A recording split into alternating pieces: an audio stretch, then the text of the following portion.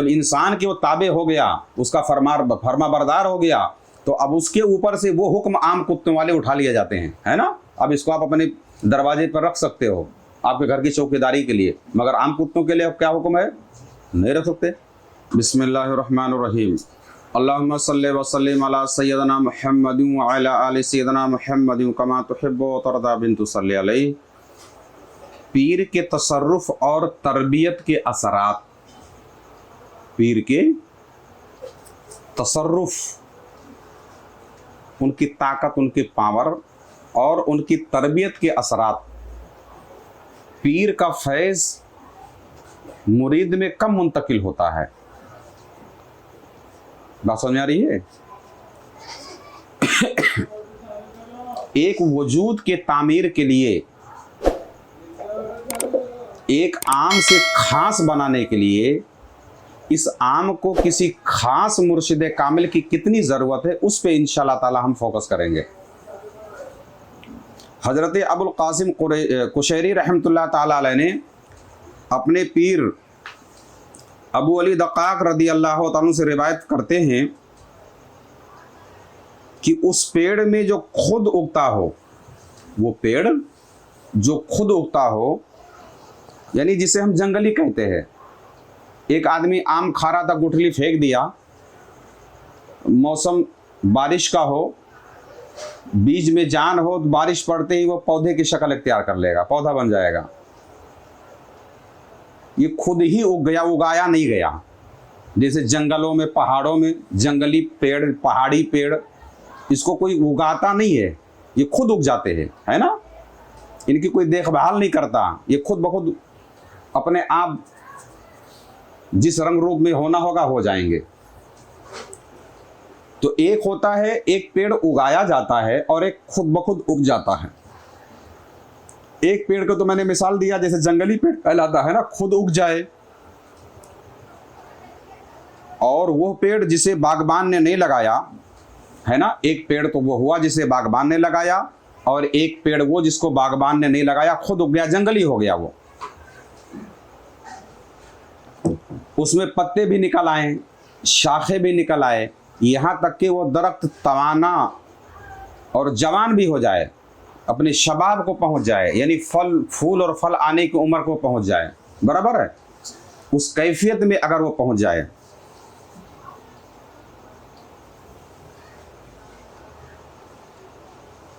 एक पेड़ तो ऐसा है कि जो बगैर उगाया गया हो, जंगली यूं ही उग गया हो, वो अपने शबाब को पहुंचा, फूल फल आना उसमें शुरू हो गए, तो मुमकिन है कि उसमें फल भी पाए जाएं, है ना।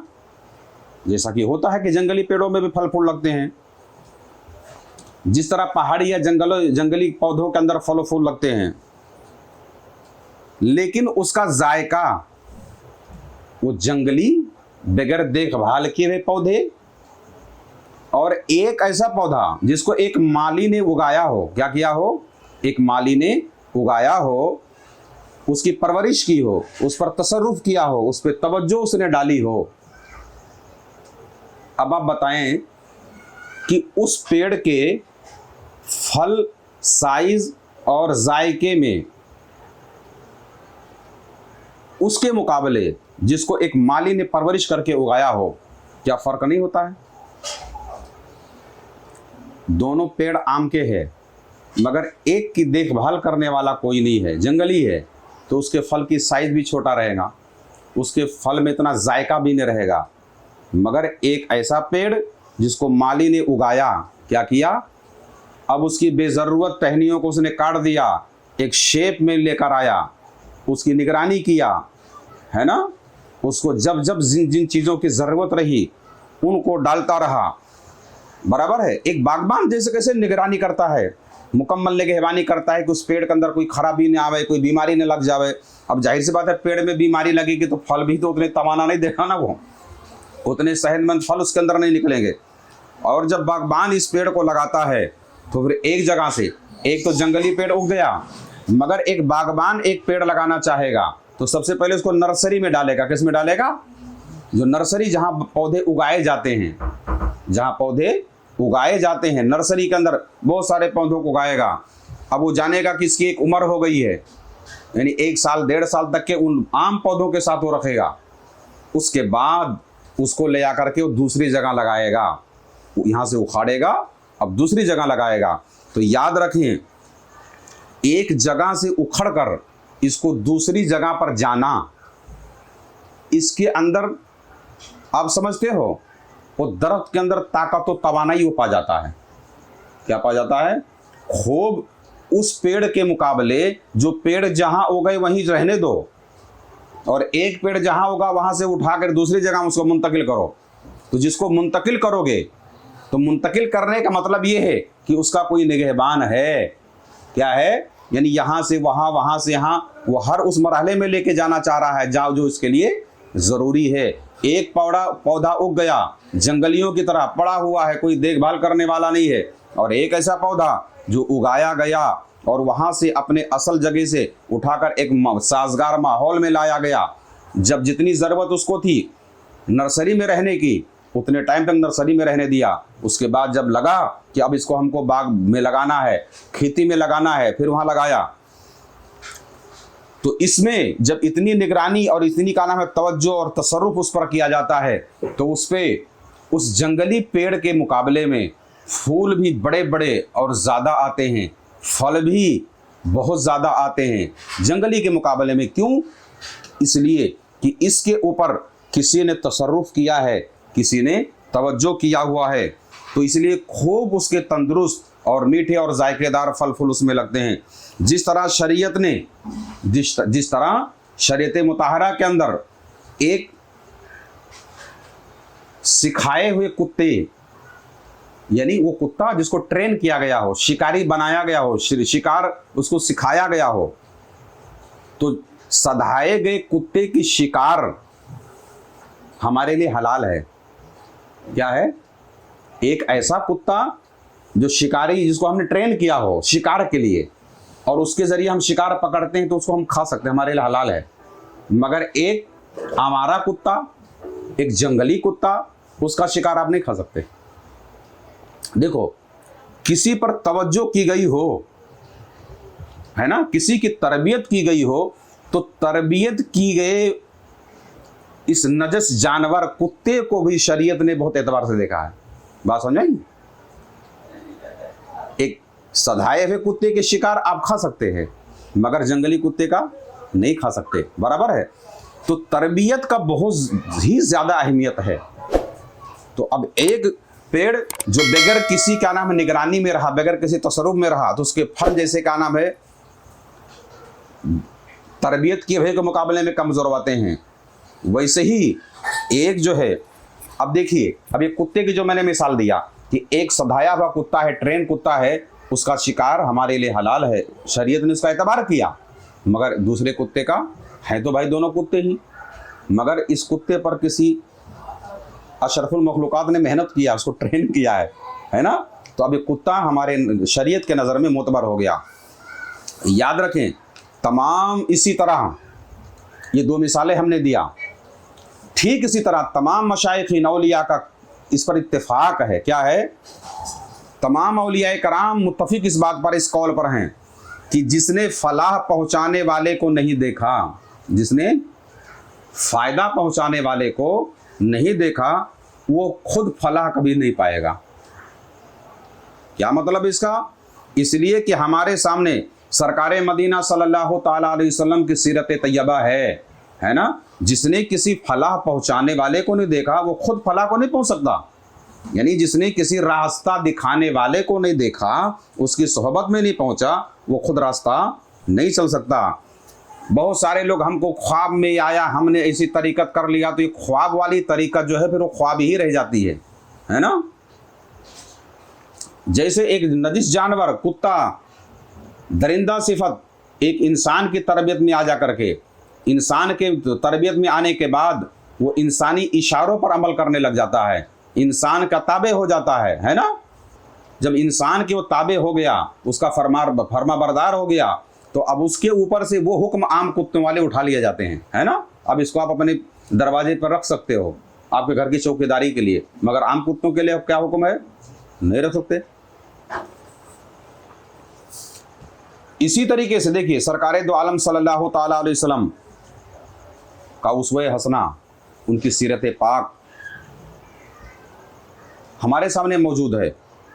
और असहाबे रसूल सल्लल्लाहु ताला अलैहि वसल्लम ने तमाम उलूम और आदाब की तालीम बजाते खुद हासिल की। बात समझ में?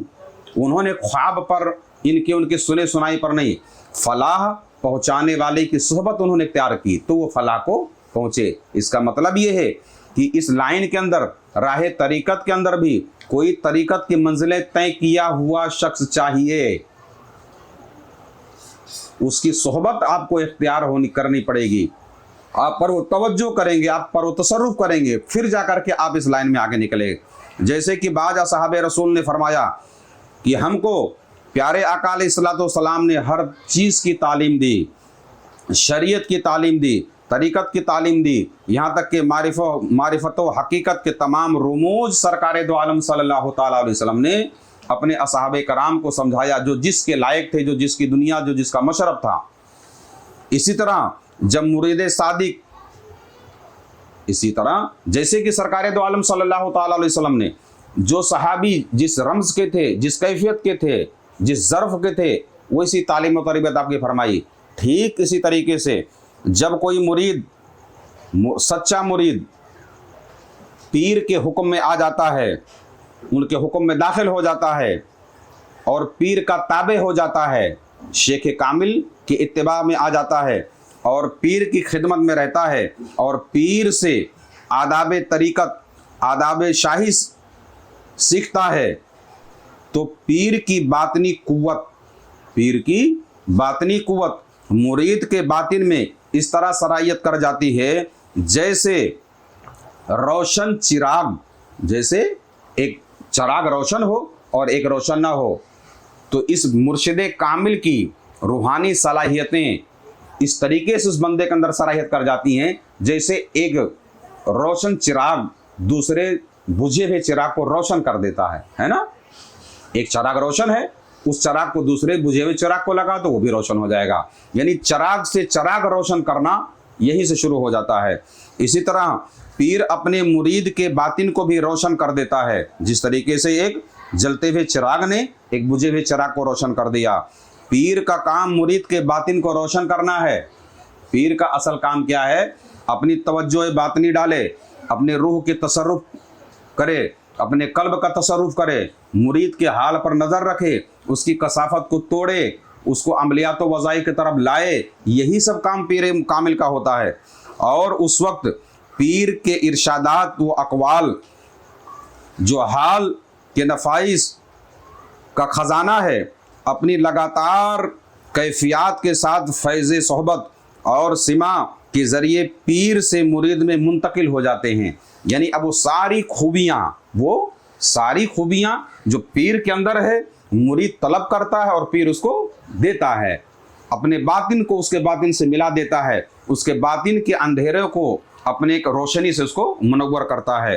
अपनी लगातार कैफियत के साथ फैज़ सोहबत और सिमा के ज़रिए पीर से मुरीद में सारी खूबियाँ मुंतकिल हो जाती हैं। लेकिन ये उसी सूरत में पैदा होती हैं कि सूरत में जब मुरीद खुद किसी पीर कामिल के लिए अपने आप को वक्फ कर दे, क्या कर दे? वक्फ कर दे और अपनी नफसानी इरादों और इख्तियारात को अपने शेख के कदमों पर कुर्बान करके उनकी ज़ात पर वो फना हो जाए। बात समझ आई? जब तक कि आप खुद सुपुर्दगी नहीं करोगे अपने पीर कामिल के सामने, तब तक कि आपके बातिन को रोशन नहीं किया जा सकता है। जब आप खुद सुपुर्द कर दोगे, उनकी तालीम व तरबियत में रहोगे, उनकी ख़ास तवज्जो आप पर पड़ेगी, वो तवज्जो डालेंगे, तो इंशाअल्लाह तबारक व तआला फिर ये चिराग से चिराग रोशन होता हुआ क़यामत तक ये सिलसिला चलता रहेगा। अल्लाह ताला की बारगाह में दुआ है मौला करीम कामलीन की सोहबत हम सबको अता फरमाए।